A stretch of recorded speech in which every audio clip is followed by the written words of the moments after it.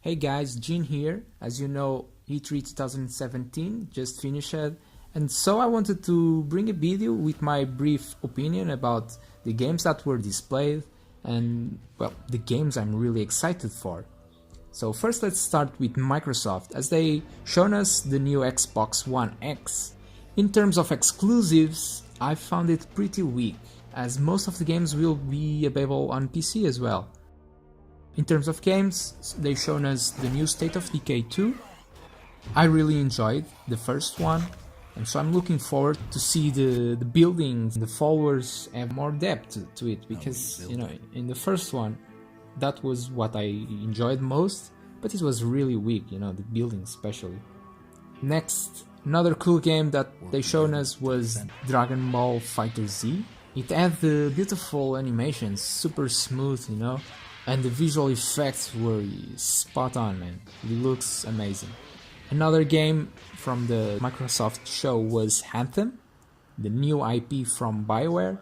I would rather have seen the next installment of Dragon Age, but anyway, they do Anthem, and Anthem seems to be, you know, seems to want to rival with Destiny 2, and it's fun because Anthem will be available on the Xbox One and PC, while Destiny 2 will be available on PS4 and PC.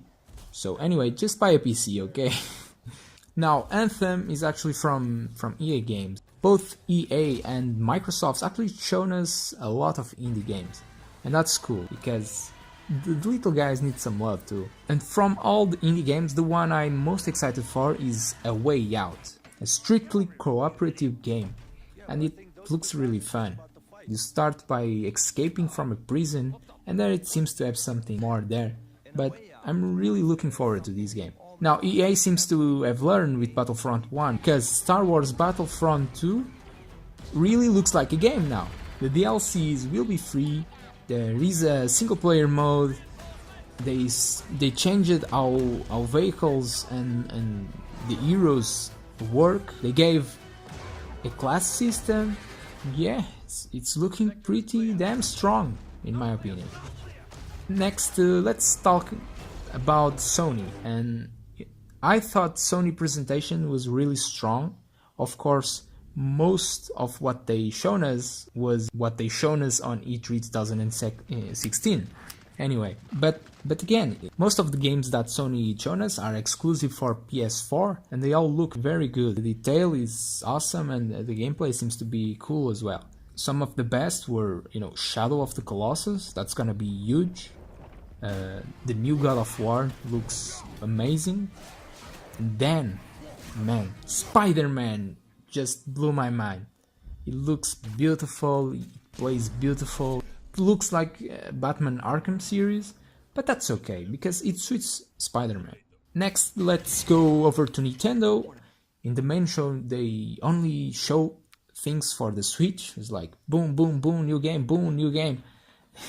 And then on Nintendo's Treehouse, in the next 3 days, they keep us showing more and more stuff and announcing new games for the 3DS. One of those games was Metroid Samus Returns. It looks amazing. It's a must-play on the 3DS. For the Switch, most of those games were already announced, so I'm not talking about them. But one new game that was announced and looks really good was Mario plus Rabbids Kingdom Battle.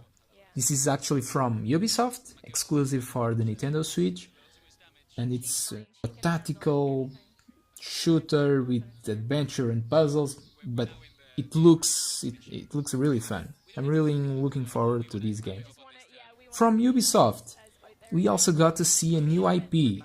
Skull and Bones is a pirate game, and it's, well, they pick up the sea warfare from Assassin's Creed Black Flag, and they build a game around it. That's what Skull and Bones is. But, well, I like what I saw, and I want to see more. So hopefully in the next 2 months or something, we get to see some more gameplay of that game.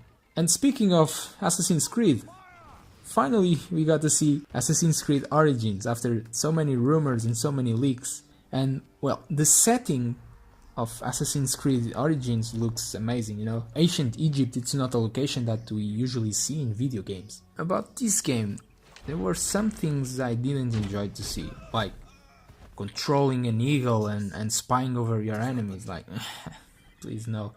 And also controlling an arrow and turning and following the dudes around.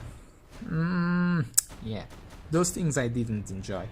What I did enjoy to see was that the fighting system from Assassin's Creed Syndicate was abandoned and they were making a new fighting system. Because let's face it, man, in Syndicate they screwed up. That fighting system is awful, man.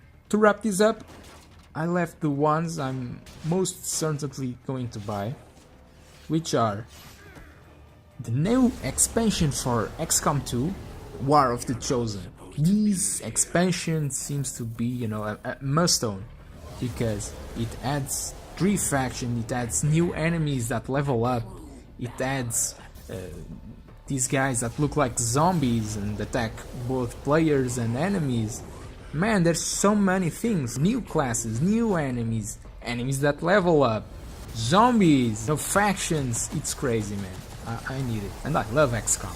And the game that I'm most excited for, Middle-earth: Shadow of War. It looks amazing. I was almost going to pre-order it until I saw this.